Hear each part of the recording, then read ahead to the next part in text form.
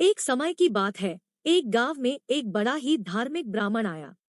वह गांव वासियों के बीच में कर्म के बहुत बड़े पक्षपाती थे और वे सोचते थे कि वे ही सबसे पुण्यवान हैं और दूसरे लोग अधम हैं। उन्होंने गांव के लोगों को भी अपने ऊपर कर्म के बल पर नीचा दिखाना शुरू कर दिया। लोगों ने इसे देखकर बड़ा ही निराश हो गए। एक दिन एक ब्राह्मण ने एक साधु को अपने घर बुलाया। उन्होंने साधु से पूछा, भगवान की कृपा से मैं बहुत पुण्यवान हूँ और अन्य लोग मेरे मुकाबले नीचे हैं। फिर भी मेरे जीवन में इतनी दुखों का सामना क्यों करना पड़ता है? साधु ने प्रसन्नता से कहा, बेटा, तुम वाकई धार्मिक हो सकते हो, लेकिन धर्म का अर्थ यह नहीं है कि तुम दूसरों को नीचा दिखाओ। धर्म का मतलब है सबका सम्मान करना, सहानुभूति दिखाना और उन्हें मार्गदर्शन करना। अपने प्रत्येक कर्म को ईश्वर के लिए भगवानीय भावना से करो। इसे भोगने के लिए तुम्हें धैर्य से अपने कर्म का फल स्वीकार करना होगा। ब्राह्मण ने साधु के शब्दों को समझा और उन्हें ध्यान में रखते हुए अपने जीवन में बदलाव करना शुरू किया। उन्होंने दूसरों का सम्मान करना सीखा और अन्य लोगों की मदद करने में अधिक सक्रिय हो गए। धीरे धीरे उनका व्यक्तिगत और पारिवारिक जीवन सुखी बनने लगा। वह ब्राह्मण ने समझा कि धर्म का भोग उन्हें सांत्वना, शांति और संतुष्टि का अनुभव कराता है। उन्हें इस बदलाव के लिए कभी पश्चाताप नहीं हुआ। उन्होंने अन्य लोगों को भी समझाया कि धर्म का भोग करने के लिए सही मार्ग यही है। इस कहानी से हमें यह सीख मिलती है कि धर्म का भोग करने के लिए हमें अपने कर्मों को उच्चता और ईश्वरीय भावना से करना चाहिए। धार्मिक होना अर्थहीन हो जाता है अगर हम अपनी अहंकार और प्रतिष्ठा में डूबे रहें। सही रास्ते पर चलकर हम अपने जीवन में समृद्धि, सुख और शांति का आनंद ले सकते हैं। वन में समृद्धि, सुख और शांति का आनंद ले सकते हैं।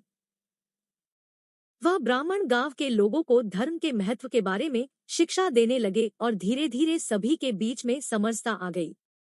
उनकी मेहनत और उपदेशों के प्रभाव से गांव में एक नई सोच का संसार उभरा।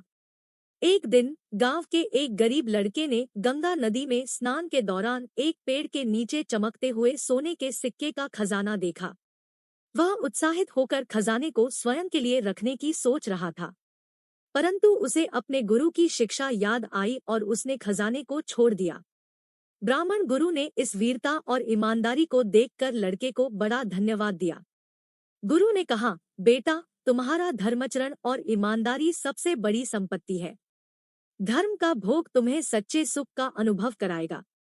यह सोने के सिक्के तो धुले हुए भी हो जाएंगे, परंतु तुम्हारे धर्माचरण की मूर्ति सदैव जीवंत रहेगी। लड़के ने गुरु के शब्दों को गहराई से समझा और अपने कर्म में और धार्मिक तत्वों में नई समझ व भक्ति लाई। वह गरीबी के बावजूद धन्य और संतुष्ट जीवन जीने लगा।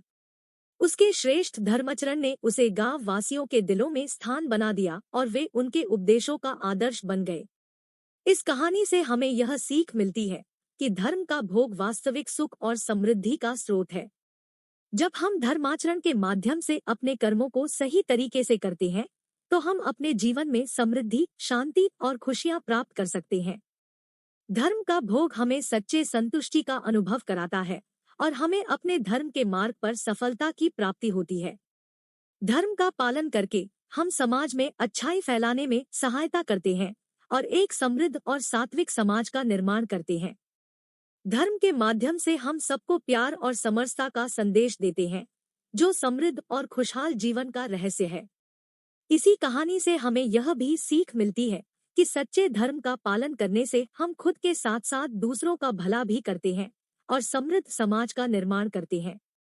इसलिए हमें अपने कर्मों में धर्म का पालन करने का प्रयास करना चाहिए और सबको प्रेम, समरसता और शांति का संदेश देना चाहिए।